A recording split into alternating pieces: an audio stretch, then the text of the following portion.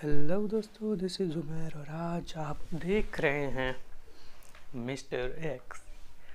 आज हम पढ़ने वाले हैं class 7th geography chapter number 1, that is components of environment. हम सबसे पहले इसके इंट्रोडक्शन के बारे में जानेंगे, उसके बाद हम जानेंगे कि कंपोनेंट्स ऑफ इन्वायरमेंट इसके अंदर जो 3 फैक्टर्स हैं, natural environment, ecosystem, human environment, ये क्या है और इनकी डिटेल हम जानेंगे। तो सबसे पहले हम स्टार्ट करते हैं इंट्रोडक्शन से। इंट्रोडक्शन में मैं आपको बता दूं, मैंने उतना लिखा नहीं है, लेकिन मेरे पास टाइम नहीं था, इसलिए मैंने उतना नहीं है, लेकिन मैं आपको डिटेल में बताने की पूरी कोशिश करूँगा। इंट्रोडक्शन में हम देखते हैं, our earth is a unique planet in the solar system because it supports life that is possible due to the favorable living conditions which make up our environment।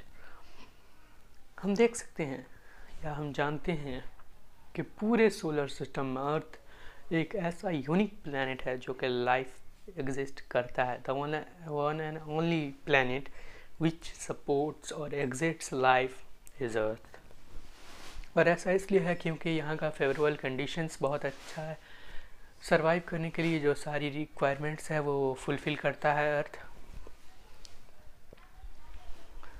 यहाँ पे एक फैक्ट हमें जानना चाहिए, there are some organisms called anaerobic micro organisms that do not require oxygen. Means कुछ ऐसे भी organisms होते हैं जिन्हें ऑक्सीजन की रिक्वायरमेंट नहीं होती और उन्हें हम एनारोबिक माइक्रो ऑर्गेनिजम्स कहते हैं। और हम जो बोल रहे हैं इन्वायरमेंट, तो ये इन्वायरमेंट वर्ड कहाँ से आया है, इसका मतलब क्या है? तो इन्वायरमेंट वर्ड जो है एक फ्रेंच वर्ड इन्वायर से आया है और इसका मतलब होता है नेबरहुड। अब हम जानेंगे components of environment. Components of environment, geography deals with the inter relationship between the living organism and the environment. मतलब ज्योग्राफी डील्स करता है या फिर बताता है inter relationship between the living organism and the environment. Means जो भी जीव जंतु है उसके और इन्वायरमेंट के बीच का जो इंटर रिलेशनशिप है उसके बारे में हमें ज्योग्राफी बताता है। It also refers to the various component of environment on the basis of origin. It is broadly classified into 2 groups. ये जो है मतलब इन्वायरमेंट के वेरियस कंपोनेंट को भी दर्शाता है और ओरिजिन के बेसिस पे कंपोनेंट्स ऑफ इन्वायरमेंट जो है 2 ग्रुप में क्लासिफाइड किए गए हैं। आप देख सकते हैं नेचुरल इन्वायरमेंट और मैन मेड इन्वायरमेंट। ये क्वेश्चन भी आ सकता है, इसलिए इसे ध्यान में रखेंगे।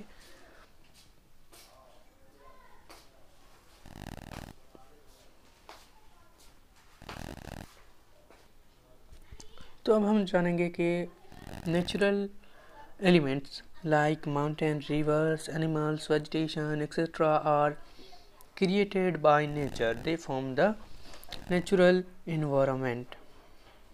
आप देख तो नहीं सकते, लेकिन मैं आपको बताना चाहूँगा कि यहाँ पे नेचुरल इन्वायरमेंट लिखा हुआ है। Sorry for the disturbance.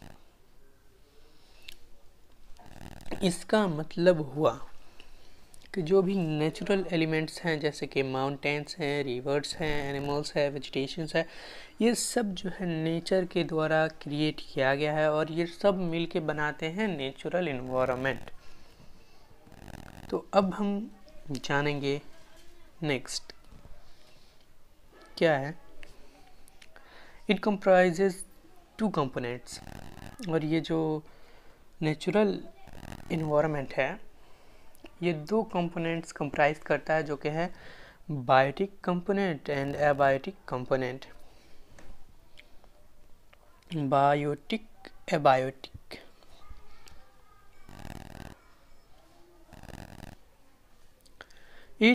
Biotic हम पहले जानेंगे।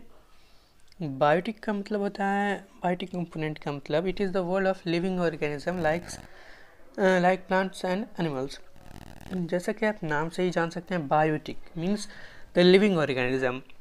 सो बायोटिक कंपोनेंट हम उसे कहेंगे जो लिविंग ऑर्गेनिजम्स हैं, जैसे कि प्लांट्स हो गए, एनिमल्स हो गए, ह्यूमंस हो गए। एबायोटिक कंपोनेंट क्या होता है? Abiotic means non-living. So it is the world of non-living things like air, land, water, etc. So ये जो है एबायोटिक कंपोनेंट, ये नॉन लिविंग थिंग्स को हम बोल सकते हैं। जैसे कि आप अपने सराउंडिंग्स में देख सकते हो, एयर है, लैंड, वाटर, ये सब नॉन लिविंग थिंग्स हैं। नॉन लिविंग कह सकते हैं आप इन्हें, क्योंकि वो नॉन लिविंग ही है। अब हम जानेंगे natural environment. What is natural environment? Land, air, water, plants and animals are the components of natural environment. Natural environment क्या होता है?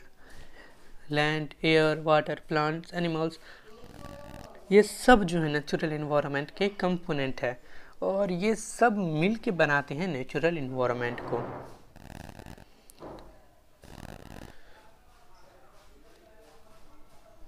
यहाँ पे हम क्लियरली देख सकते हैं नेचुरल इन्वायरमेंट क्या है।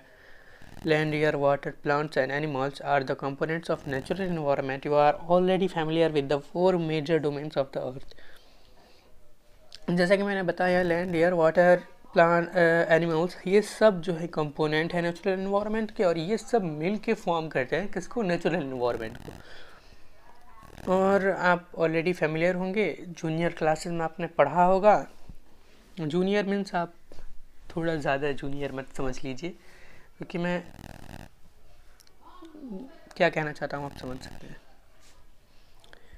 आप जान चुके होंगे या जानते होंगे major domains of the earth के बारे में, जो कि शायद आपको दिख तो नहीं रहा होगा। यहाँ पे है, यहाँ पे मैंने लिखा क्लियर नहीं है, सॉरी इसके लिए।